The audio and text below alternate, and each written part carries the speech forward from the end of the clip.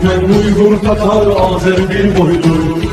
Kara kalpak, Kırgız, Kazak bunlar bir su. Мой вопрос касается об отношениях между нашими странами.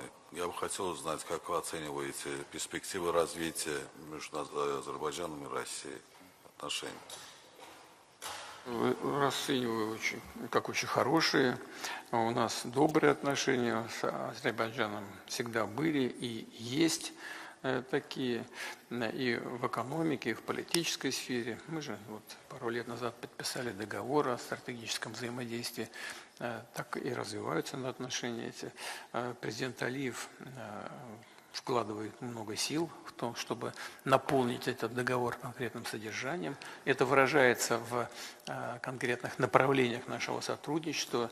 Ну, у нас, по-моему, там накопленных инвестиций где-то свыше 10 миллиардов российских в экономику Азербайджана. Большое количество предприятий работает с российским капиталом. У нас тесное взаимодействие по гуманитарным вопросам. Большое количество, как известно, азербайджанцев работает в Российской Федерации. Средства, деньги перечисляют на поддержку своих семей. И мы стараемся организовать это должным, цивилизованным образом. У нас много вопросов, представляющих взаимный интерес в сфере логистики. Ну вот известный коридор север-юг с выходом на Иран. Сейчас, конечно, все это чуть замерло в связи с событиями вокруг Ирана, но, тем не менее, все это представляет тоже взаимный большой интерес. Мы очень благодарны президенту Алиеву за то, что он помогал нам направлять гуманитарную помощь в Иран. Надо сказать, что азербайджанская сторона много эффективно в этом смысле поработала, мгновенно реагировала на все наши просьбы. И это очень важно для того, чтобы ситуацию и по этому направлению как-то смягчить. Поэтому торговый оборот растет, надо сказать, и открываются дополнительные возможности взаимной поставки товаров. У нас есть переговоры по целому ряду конкретных направлений. Я пока даже считаю преждевременно об этом говорить, но это касается энергетики прежде всего. Ну, вот мы увидимся с президентом Алиевым. Обязательно обо всем этом поговорим. В общем, я считаю, что отношения между двумя сторонами выстраиваются и выстраиваются в очень позитивном ключе.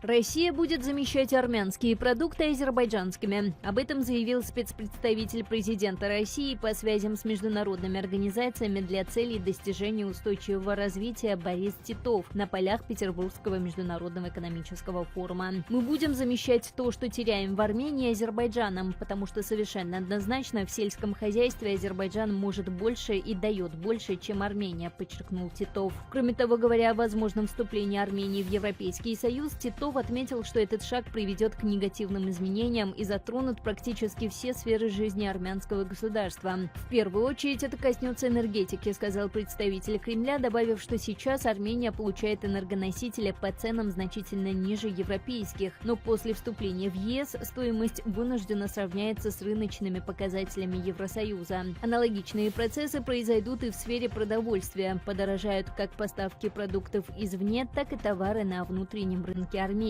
Напомним, ранее Россия ограничила импорт ряда товаров из Армении. Россельхознадзор сообщал о временных ограничениях на ввоз фруктов, овощей, рыбы, цветов, коньяка, вин из Армении и приостановке импорта всех партий минеральной воды «Джермук».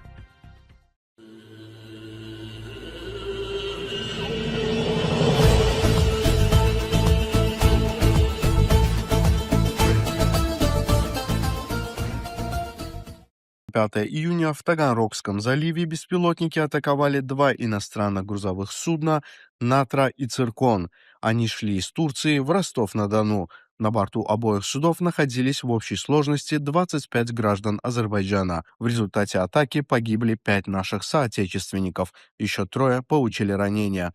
Пострадавших доставили в городскую больницу Эйска. В МИД Азербайджана подтвердили гибель граждан страны и подчеркнули, что оба судна не принадлежали азербайджанскому государству и ходили под иностранными флагами. Погибшие работали на судах в частном порядке. Это не было государственной линией. В ведомстве сообщили, что сейчас ведется координация с соответствующими госструктурами Азербайджана, дипломатическими представительствами страны и компетентными органами других государств. Несколько сотрудников посольства Азербайджана в России уже направились на место происшествия. На контроле остаются вопросы состояния граждан Азербайджана, возвращения их на родину и оказания необходимой консульской помощи. Позже МИД России заявил, что зерновозы в Азовском море были атакованы украинскими дронами. В российском ведомстве уточнили, что теплоходы следовали под флагами Белиза и Палау. В МИД РФ также сообщили, что пострадавшим морякам оказало содействие проходившее мимо российское судно и погранотряд ФСБ России. Выражаем искренние соболезнования родным и близким погибших. Желаем скорейшего выздоровления пострадавшим, говорится в заявлении российского МИД. Командующий силами беспилотных систем Украины Роберт Бродви, известный как Мадьяр, подтвердил, что удар по судам нанесла украинская сторона и опубликовал видео атаки. Гибель наших соотечественников – тяжелая новость для их семей и всего общества. Эта трагедия еще раз показывает азербайджанцам, работающим за рубежом, особенно вблизи зон войны и конфликтов, следует быть предельно осторожными. В таких районах безопасность не может гарантировать абсолютно никто.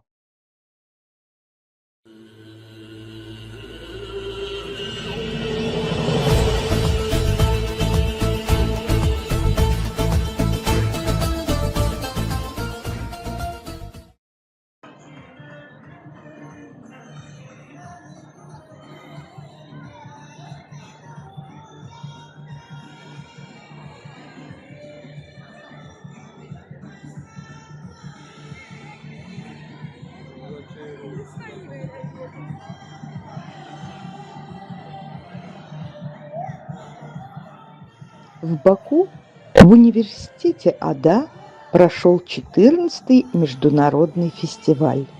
Этот фестиваль является одним из традиционных мероприятий высшего учебного заведения.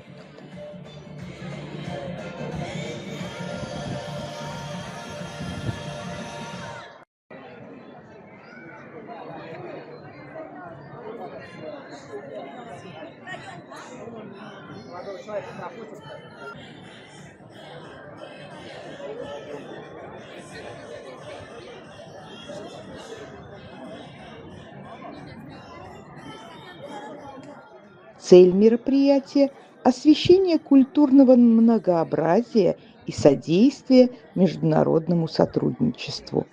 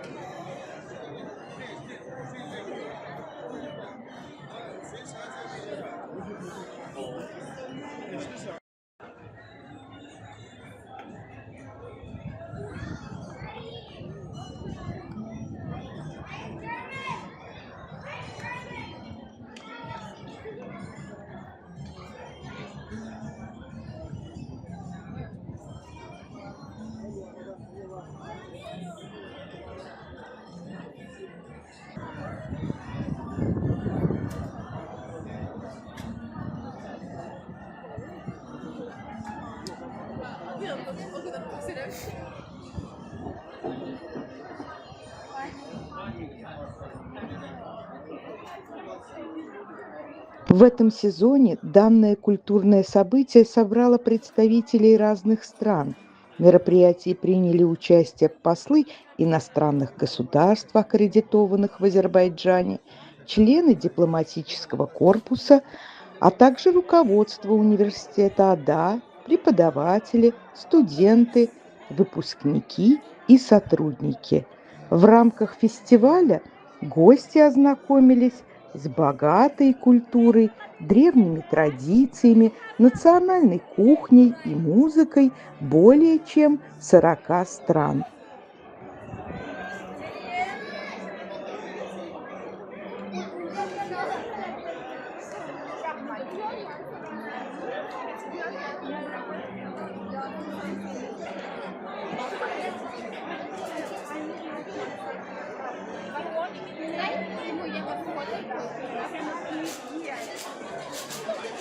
İncelerden süsmeler hazırlıyorlar. Burada görebilirsiniz birkaç örnekleri. Bizim için hem Türk dünya hem Azerbaycan çok vacip. İlişkilerimiz çok canlı. Mümkün olduğu kadarıyla kendi kültürümüzü, sanatımızı her sene mümkün olduğu kadarıyla tanıtıyoruz. Ve görüyoruz ki Azerbaycan'da çok merak var.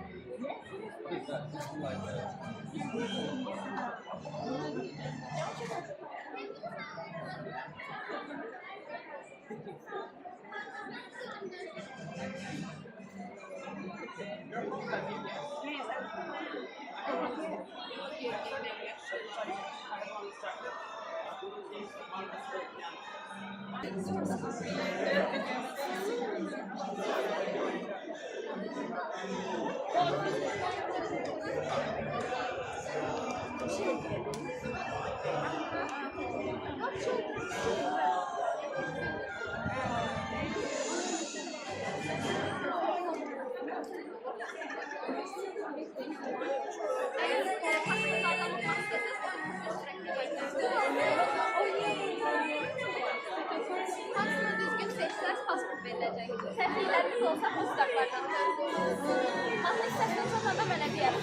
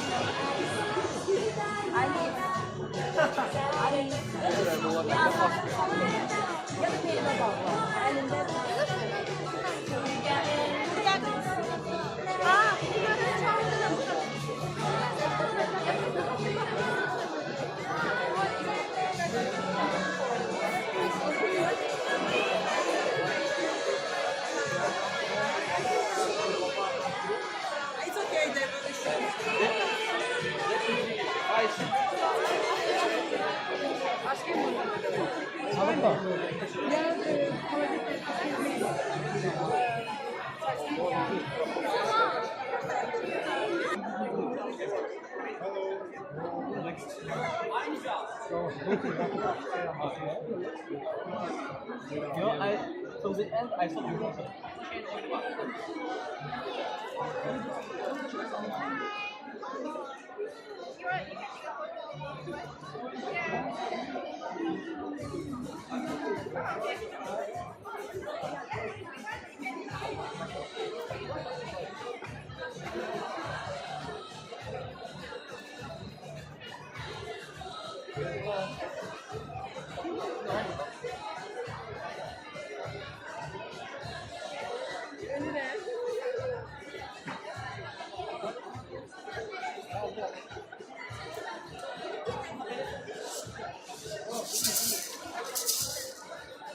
Мероприятие состояло из двух частей – выставки красочных национальных стендов и культурно-художественной секции.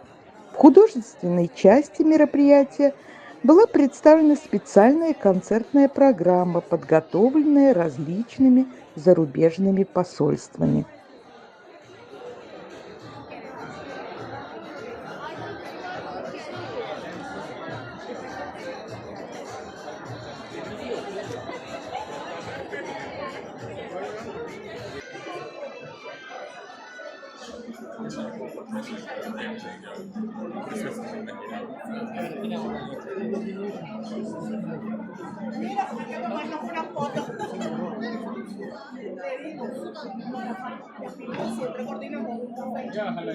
Образцы национальной кухни, красочная музыка, национальные костюмы и танцы вызвали большой интерес на стендах, представляющих десятки стран, включая США, Японию, Китай, Турцию, Казахстан, Россию, Таджикистан и страны-члены Европейского Союза.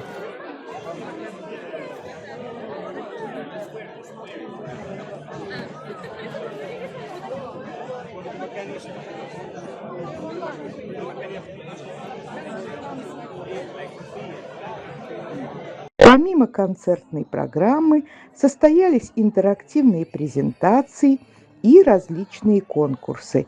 Это мероприятие еще раз продемонстрировало, что университет АДА – это не только место толерантности и многообразия, но и место, где царит яркая дружеская атмосфера.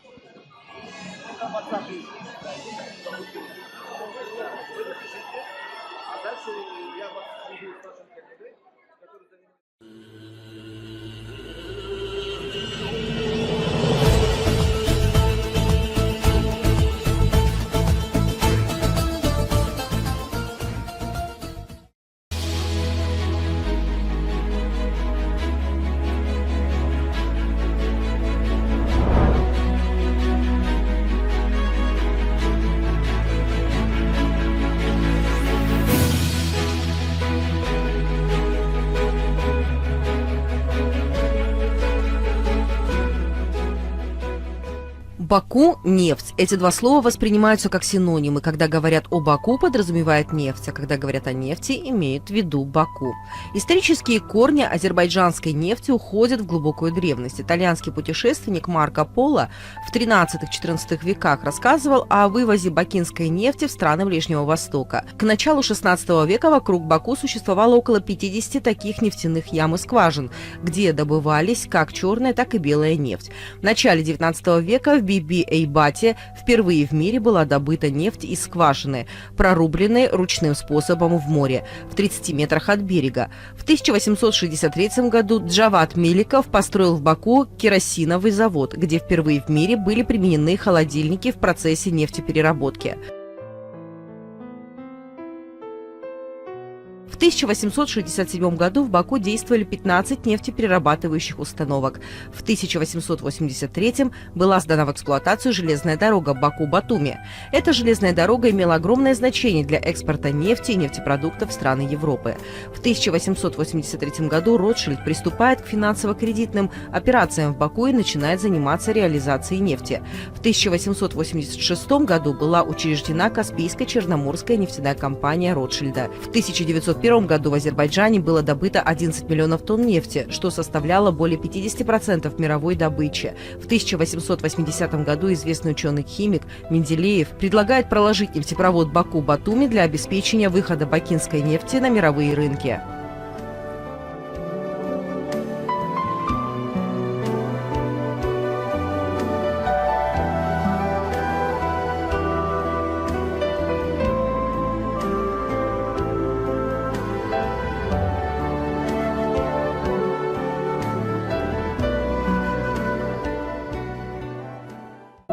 До национализации нефтяной промышленности в Азербайджане функционировали 109 акционерных обществ, из которых 72 принадлежали российскому капиталу – 240 миллионов рублей, а 37 – английскому капиталу – 100 миллионов фунтов стерлингов. Сумма капитала, вложенного в нефтяную промышленность братьями Нобель, составлял 30 миллионов рублей. Один из наиболее состоятельных предпринимателей нефтяной промышленности и меценат Исабек Гаджинский вложил 1 миллион 250 тысяч фунтов стерлингов в нефтяную промышленность компании Гаджи Челикен. Накануне национализации нефтяной промышленности в Азербайджане действовало 270 предприятий по добыче нефти, 49 средних и малых фирм по бурению нефтяных скважин, 25 фирм по переработке нефти, более 100 механических цехов, ремонтных мастерских и других объектов.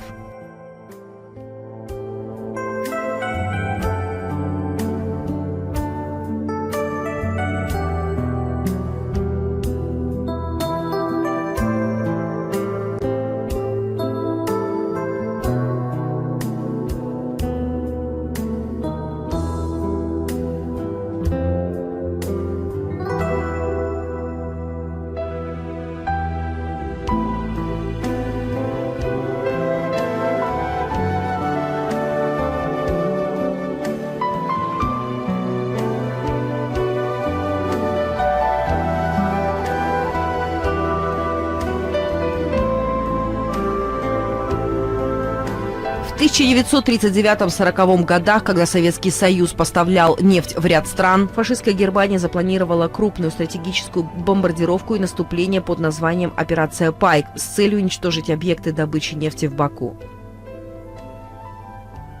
В течение этого первого года войны в Азербайджане было добыто более 25 миллионов тонн нефти. Рекорд. По указу Верховного Совета СССР в феврале 1942 года за приверженность более чем 500 рабочим и служащим нефтяной промышленности Азербайджана были присвоены ордена и медали СССР.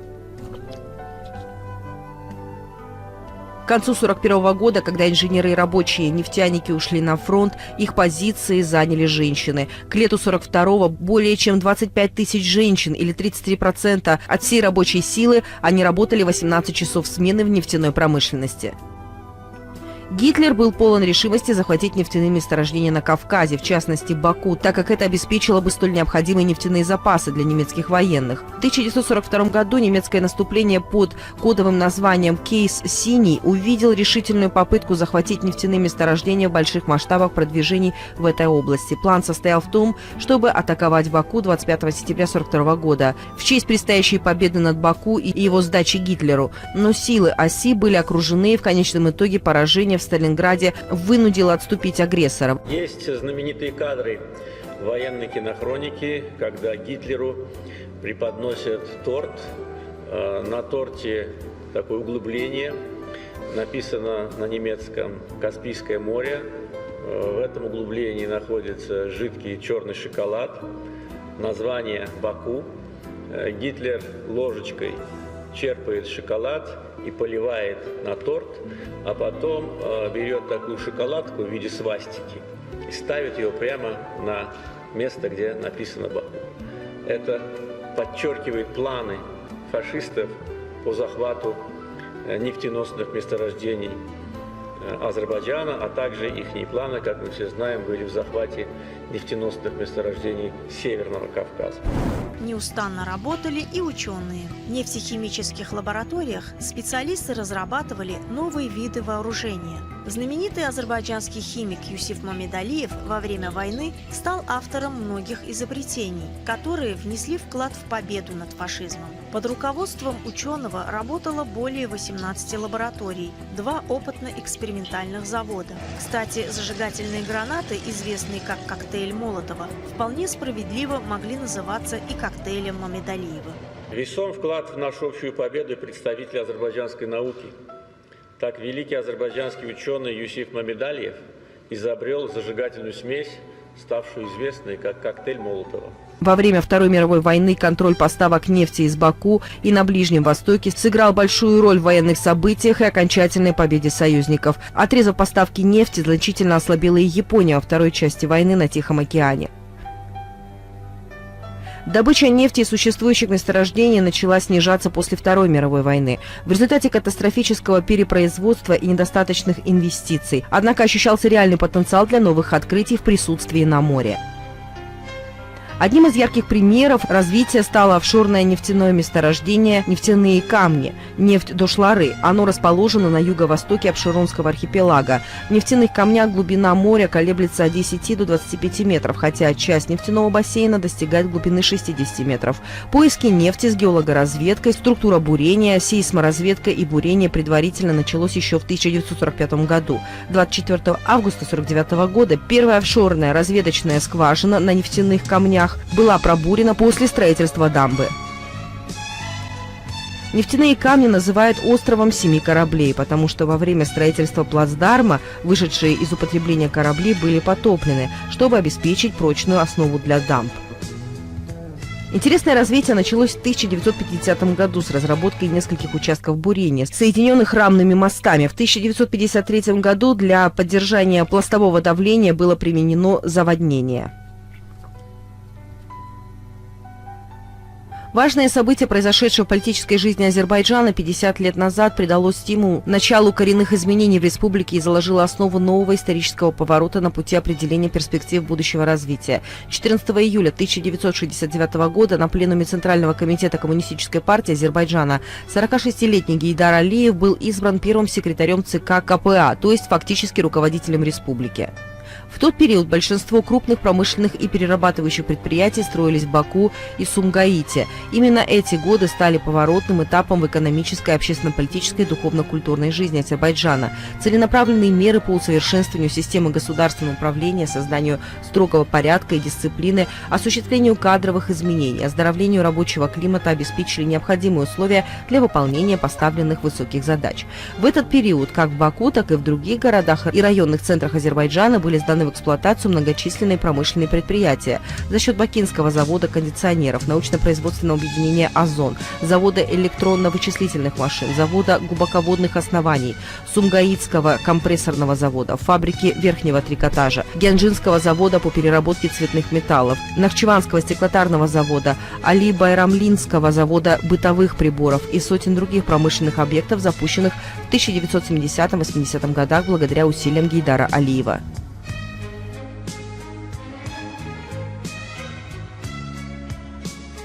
Реализация 20 PSA-контрактов, требующих инвестиций в $60 миллиардов, которые были заключены до сих пор, является неотъемлемой частью нефтяной стратегии Азербайджана. Азери-Чирак и глубоководная часть Гюнешли, международный контракт номер 1, был подписан президентом Гейдаром Алиевым и участвующими международными компаниями 20 сентября 1994 года, ратифицированного парламентом 2 декабря и вступившего в силу 12 декабря. Поскольку его потенциальные запасы оцениваются в 6 миллиардов баррелей нефти, этот проект часто называют контрактом века. Прогнозируемые инвестиции в этот проект составляют $13 миллиардов.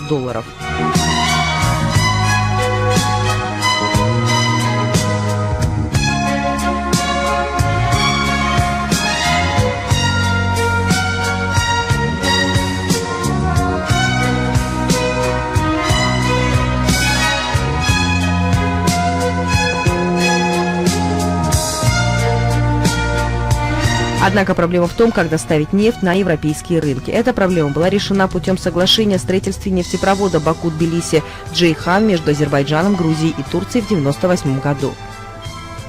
В 1999 году на контрактном участке недр была пробурена первая скважина SDX-1. В результате на Шах-Денис было обнаружено крупнейшее газоконденсатное месторождение с углеродными запасами, оцененными в первом приближении в 1 триллион тонн условного топлива. После проведения всех работ в декабре 2006 года был получен первый газ месторождения Шах-Денис. В пиковый период добыча газа с месторождения Шах-Денис достигнет 26 миллиардов кубометров газа в год и 120 тысяч баррелей в день. В 2020 году планируется начало бурения скважин в рамках третьей фазы разработки месторождения Шах-Денис. Завод «Сукар Карбамид» в начале июня 2019 года начал экспорт карбамида. Основной объем был отправлен в Турцию. Еще 1000 тонн карбамида экспортировано на Украину и порядка 1200 тонн реализовано на внутреннем рынке.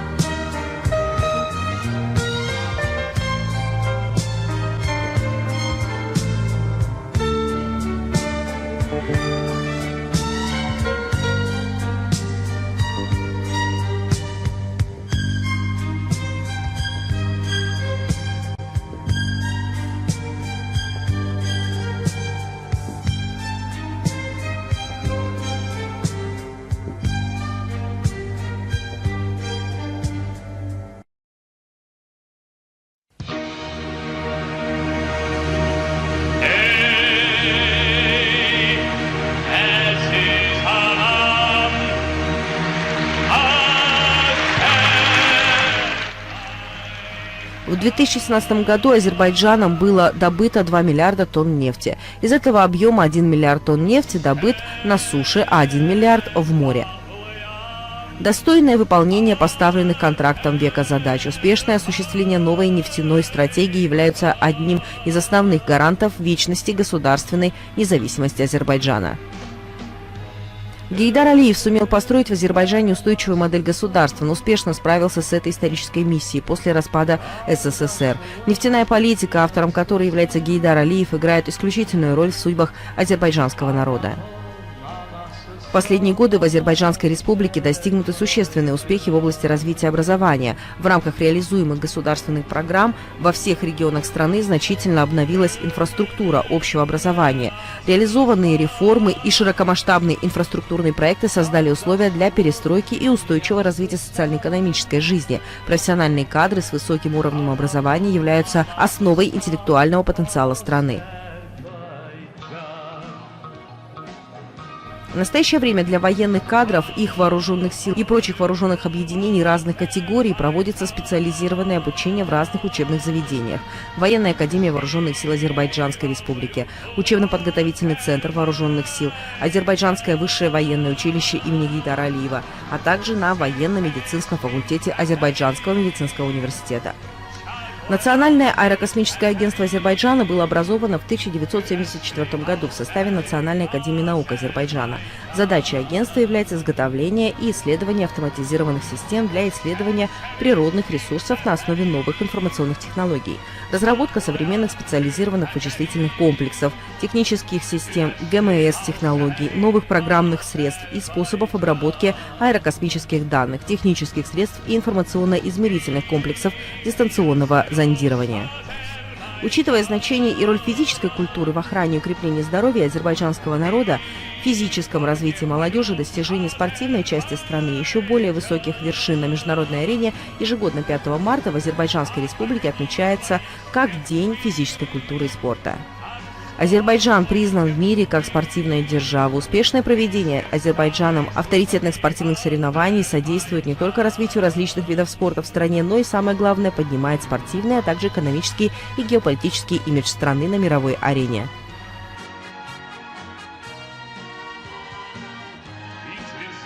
Азербайджан стал одним из адресов мультикультурализма в мире. Этот почетный статус уже признается мировым сообществом. Сельское хозяйство и туризм – одни из отраслей экономики, которые стремительно развиваются в Азербайджане.